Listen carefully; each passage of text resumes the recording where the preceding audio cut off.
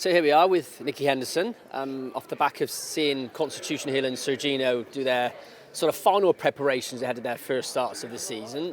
What were your thoughts on both of them after that gallop? Yeah, good. I mean, exactly. They needed a gallop.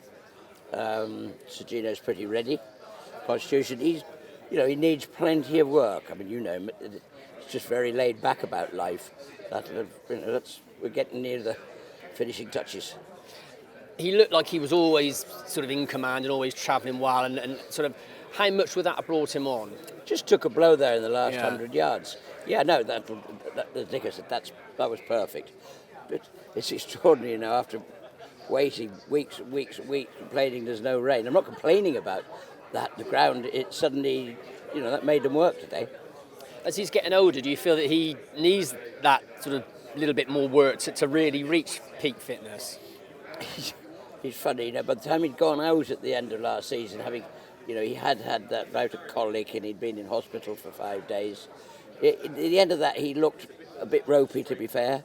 Didn't look his best, and we spent the summer with Charlie Vigers sort of building him up again, which we have to do quite a bit of with him, even when he first came over from Ireland.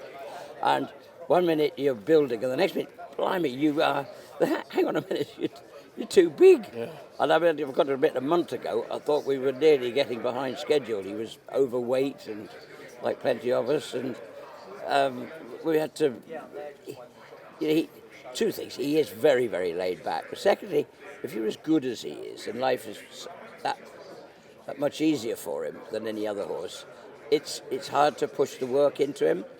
He nearly has to do more than anybody else because it's terribly easy for him. And how important mentally is it for the likes of Sir Gino and Constitution to have an away day, just to sort of switch them on in their mind as well? Yeah, it does. And I mean, I'm sure from Constitution Hill's point of view, it's a good day out. He's been here once before on a solo flight, if you like. He and Jonbon came here 3 or 4 weeks ago after the last flat day. Yeah. But they didn't go together. They were just doing, a solo. And today he has had a gallop, and he did him good. Yeah, okay. Just talk a little bit, reflect on the season so far for you, Nicky. Just back, of course, from the Open meeting at Cheltenham at the weekend. A really good 3 days for you. Jonbon, obviously brilliant in the Sure Chase. Has he come out that race okay? Yeah, very good. Thanks, Brett. Yeah, really good. Very happy. I mean, that was perfect. Again, just needed it. Yeah.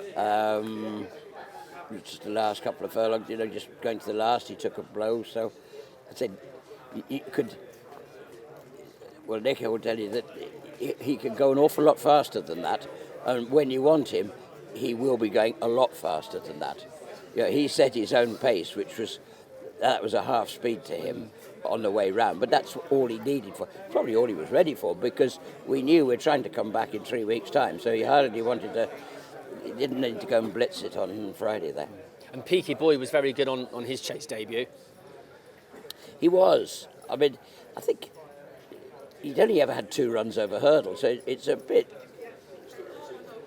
It was quite a big ask to go and jump into a race like that.